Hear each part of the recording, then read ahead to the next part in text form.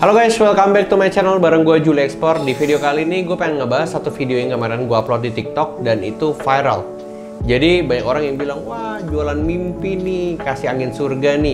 Karena sebenarnya ketika gue bicara soal produk dan produknya itu menguntungkan, banyak hal yang lo bisa dapat dari produk ini. Contohnya yang kemarin gue bahas tuh di video yang ini adalah coconut fiber. Jadi coconut fiber itu sebenarnya ya di lapangan yang kalau misalnya lo bisa langsung dapetin tangan pertama dari si pabrik, harganya itu bisa 2.500 sampai 2.700 per kilo. Nah, kalau lu ekspor ke Cina itu harganya 3.200 sampai 3.500 per kilo. Nah, sekarang kalau gue ambil harga 2.500 dari si pabrik dan ketika lu jual ke Cina itu harga 3.200, artinya keuntungan yang lu dapat adalah 700 perak nih.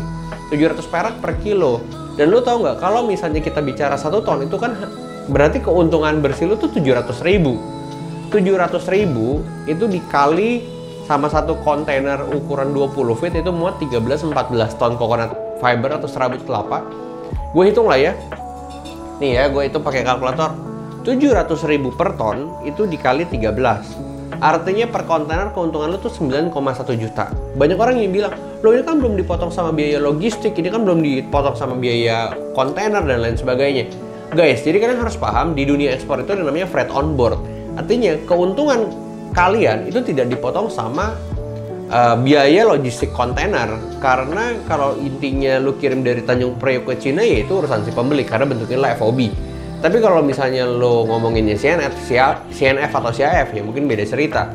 Tapi harga ini tuh harga FOB, jadi keuntungannya adalah keuntungan FOB. Buat teman-teman yang nggak paham apa itu FOB, CNF, CAF, TTLC dan lain sebagainya, kalian bisa langsung datang ke aplikasi Bisa Ekspor, download aja di Play Store dan App Store. Kalian bisa langsung belajar di sana. Nah, ini gue tulis di sini keuntungannya adalah berapa nih? 9,1 juta per kontainer. Kalau misalnya kita potong-potong dokumen bla bla bla bla, hitung deh. Hitung 2 juta sekontainer. Artinya keuntungan lo tuh 7.100.000. Keuntungan lo 7.100.000 per kontainer. Nah, kalian tahu nggak? Kalau misalnya kita bicara coconut fiber, marketnya ini gede banget di Cina. Bahkan gue pernah bahas di video sebelumnya di ABCDE, itu kalian bisa langsung klik linknya, nanti gue kasih. Itu permintaan satu pembeli aja bisa 10 kontainer, 20 kontainer, ada yang 50, ada yang minta kontrak satu pembeli itu 1.000 kontainer per tahun. Jadi lu bayangin kalau 1.000 kontainer per tahun kurang lebih ya 90 kontainer per bulan. Kalau keuntungan lu 7 juta dikali 90 artinya udah 560 juta. Makanya kalau bicara soal ekspansi bisnis di ekspor dan lu pengen dapetin uang dan pengen sukses di ekspor ya sebenarnya intinya bisa. Contoh ya, kan tadi gue bilang keuntungan satu kontainer adalah 7,1 juta. Kalau misalnya sekarang lu bilang, pengen beli motor NMAX, pengen hasil uang sendiri, gampang. NMAX berapa? NMAX 30 juta. Lu kali aja 5 kontainer, langsung 35 juta. Jadi sebenarnya kalau misalnya gue bicara seperti ini, lu tuh harus tahu bahwa kalau gue mau beli NMAX gue harus jualan 5 kontainer nih. Kalau gue pengen punya mobil gitu ya, pengen punya Avanza kan 200 juta.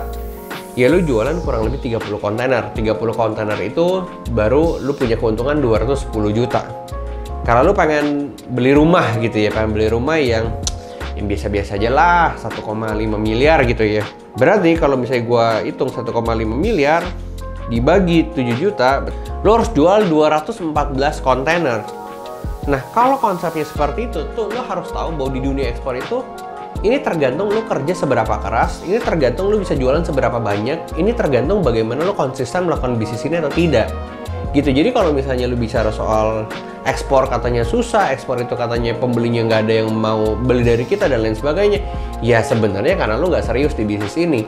Kalau orang bilang, mana ada serabut kelapa modalnya, lu bisa beli dari pabrik 2.500. Banyak bro, banyak. Lu tahu di sendiri kalau misalnya teman-teman yang di daerah-daerahnya punya perkebunan kelapa, kan pasti bilang, di daerah saya dibuang-buang, di daerah saya jadi sampah. Itu kalau lu manfaatkan, mungkin harga belinya bisa di bawah 2.500. Gue pernah pergi ke salah satu pabrik di Cilacap, pabriknya udah pabrik mati, terus gue tanya sama bosnya, Pak ini berapa kalau misalnya harga modal? Dia bilang harga modalnya 1.800. Bahkan bisa sampai lebih murah dari itu. Ya emang sampah, ya memang ini harus diolah.